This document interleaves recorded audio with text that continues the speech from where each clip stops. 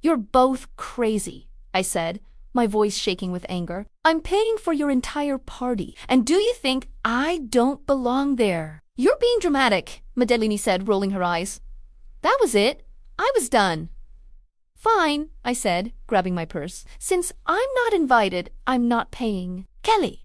Wait, Mom started, but I was already walking toward the door. I walked out and slammed the door behind me harder than I'd ever slammed a door in my life. I could hear them yelling inside the house, but I didn't care. I drove home and immediately turned off the sound on my phone. I needed silence to process what had just happened. But when I got home and looked at my phone, I already had 12 missed calls and 8 text messages. The worst message was from Madeline. I always knew you were greedy and selfish. You're just jealous because I have a fiancé.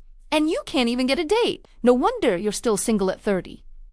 You're ugly, inside and out. That message pushed me over the edge. I'd supported her for years, paid for everything she wanted, and this was how she really felt about me. I grabbed my laptop and started calling every vendor. I'd made deposits with the venue, the caterer, the florist, the DJ, everyone. Hi, this is Kelly Morrison. I need to cancel all the bookings for the Madeline Morrison engagement party on the 28th. Each conversation was the same. They were all very professional about it, apologizing for any inconvenience, and confirming the cancellations. Within 2 hours, I'd canceled every single vendor. The worst part was that every single company charged me massive cancellation fees. The venue kept $2,000 out of my deposit. Caterer took $800. The florist kept $400.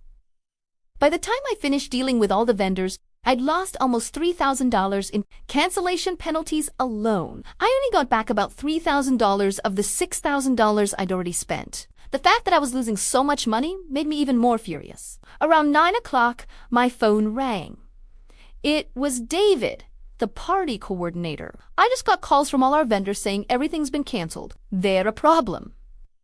There's no problem, I said firmly. I'm no longer paying for this event. You'll need to work directly with Madeline from now on. I won't be involved, but we have contracts and deposits already paid, which I've already canceled.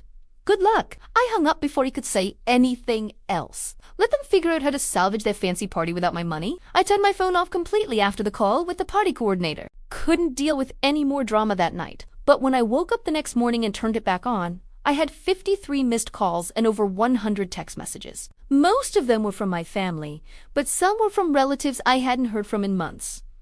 Word had obviously gotten out about what happened. I scrolled through some of the messages while drinking my coffee. Aunt Linda had texted 3 times asking me to call her immediately.